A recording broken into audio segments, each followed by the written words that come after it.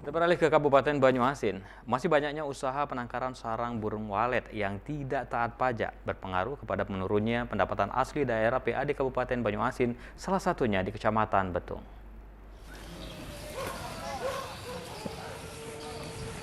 Satuan Polisi Pamong Praja Banyuasin melakukan penyegelan terhadap usaha penangkaran burung walet yang ada di Kecamatan Betung, didampingi Badan Pendapatan Daerah Kabupaten Musi Banyuasin.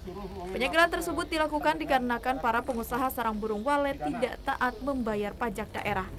Menurut Kepala Bapenda Banyuasin Supriyadi, penyegelan terhadap usaha sarang burung walet dilakukan karena lebih dari 360 usaha tidak taat pajak.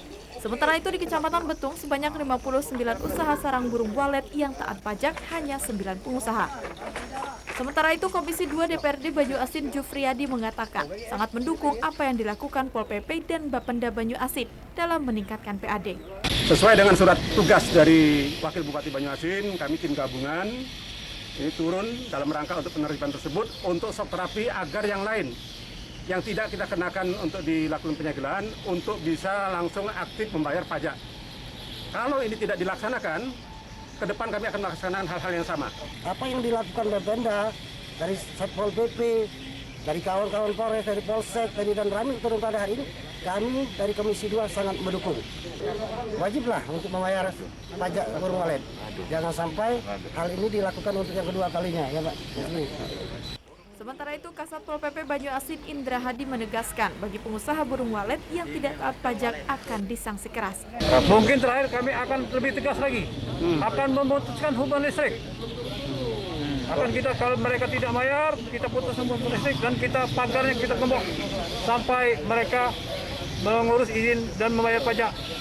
Dari Banyuasin, Martin Teferi Sumsel melaporkan.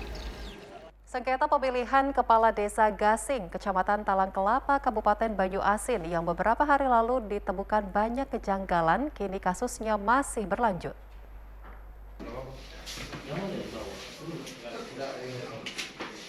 Berbagai upaya dilakukan 3 calon Kepala Desa Gasing, Kecamatan Talang Kelapa, bersama kuasa hukumnya yang tidak menerima hasil pemilihan Kepala Desa dengan sistem e-voting setelah ditemukan banyak kejanggalan pada hasil akhir e-voting yang diduga mendukung salah satu calon.